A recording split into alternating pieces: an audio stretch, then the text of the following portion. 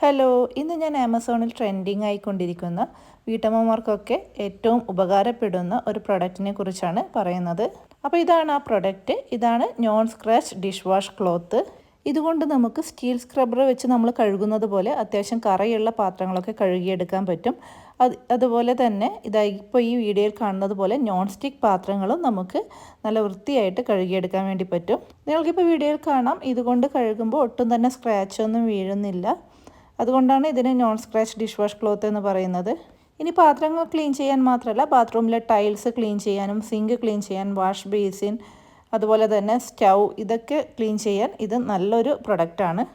ഇത് റീയൂസബിളാണ്. അതുകൊണ്ട് തന്നെ നിങ്ങൾക്ക് എത്ര തവണ വേണമെങ്കിലും ഇത് ഉപയോഗിക്കാം. ഇത് വരുന്നത് 10 എണ്ണത്തിൻ്റെ ഒരു പാക്കറ്റാണ്. ഇതിപ്പോൾ ആമസോണിൽ അവൈലബിൾ ആണ്.